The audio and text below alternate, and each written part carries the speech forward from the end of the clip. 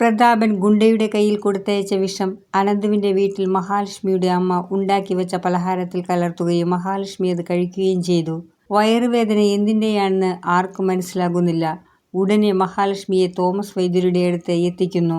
മഹാലക്ഷ്മിയുടെ കുഞ്ഞിന് ഒന്നും സംഭവിക്കാതിരിക്കാൻ വിഷത്തിനുള്ള മറുമരുന്ന് തോമസ് വൈദ്യർ ജീവനക്കാരെക്കൊണ്ട് തയ്യാറാക്കുന്നു. എന്ത് വിഷമാണ് അകത്ത് ചെന്നതെന്ന് മനസ്സിലാക്കിയതിന് ശേഷം അതേ വിഷത്തിനുള്ള മറുമരുന്ന് ചെയ്യാനുള്ള സമയമില്ലാത്തതുകൊണ്ട് എല്ലാ വിഷങ്ങൾക്കുമുള്ള മറുമരുന്നാണ് മഹാലക്ഷ്മിക്ക് തോമസ് വൈദ്യർ കൊടുക്കുന്നത്. മഹാലക്ഷ്മി സുഖം പ്രാപിക്കുന്നു. എങ്കിലും കുഞ്ഞിന്റെ അവസ്ഥ എന്തായിരിക്കുമെന്ന് ഉറപ്പില്ലാത്തതുകൊണ്ട് മഹാലക്ഷ്മിയെ ഉടനെ ഹോസ്പിറ്റലിൽ എത്തിക്കണമെന്ന് തോമസ് വൈദ്യർ പറയുന്നു. സ്കാനിങ്ങിൽ കുഞ്ഞിന് യാതൊരു കുഴപ്പവുമില്ലെന്ന് ഡോക്ടർ പറയുന്നു. തോമസ് വൈദ്യരുടെ ചികിത്സ കൊണ്ടാണ് കുഞ്ഞിനൊന്നും സംഭവിക്കാതിരുന്നതെന്നും ഡോക്ടർ പറയുന്നു.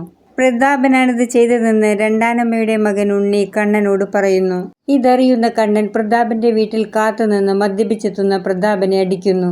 ഹെൽമറ്റ് ഇട്ടതുകൊണ്ട് കണ്ണനെ അയാൾ തിരിച്ചറിയുന്നില്ല. അടികൊണ്ട് അവശനായ പ്രതാപന്റെ നിലവിളി കേട്ട് അയാളുടെ അമ്മയും മകളും ഓടിവരുന്നു.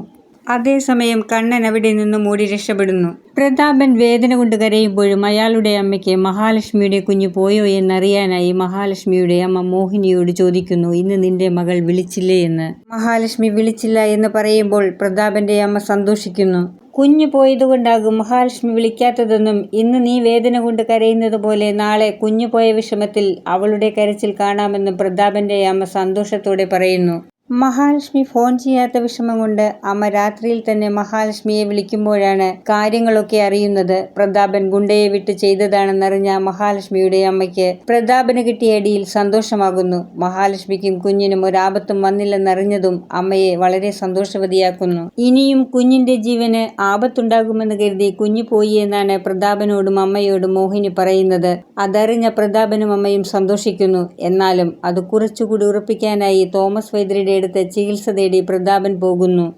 അവിടെ വെച്ച് മഹാലക്ഷ്മിയെയും ലേഖയെയും പ്രതാപൻ കാണുന്നു. മഹാലക്ഷ്മിക്ക് കുഞ്ഞിനെ നഷ്ടപ്പെട്ടെന്ന് ലേഖ പറയുന്നതോടെ പ്രതാപന് കൂടുതൽ ഇരട്ടി സന്തോഷമാകുന്നു. എനിക്ക് നല്ല തല്ല് കിട്ടിയാലും മഹാലക്ഷ്മിയുടെ കുഞ്ഞ് പോയല്ലോ എന്ന സന്തോഷത്തിൽ കിടക്കുന്ന പ്രതാപന് തോമസ് വൈദ്യരുടെ അടുത്ത് നിന്നും മാർക്കോയുടെ അടുത്ത് നിന്നും വേദന കുറെ അനുഭവിക്കുമെന്നോർത്ത് നമുക്കും സന്തോഷിക്കാം. വിഷം അകത്ത് ചെന്നപ്പോൾ മഹാലക്ഷ്മിയുടെ കുഞ്ഞിന് ഭാവിയിൽ എന്തെങ്കിലും പ്രശ്നമുണ്ടാകുമോ എന്ന് തോമസ് വൈദ്യർ സംശയിക്കുന്നു.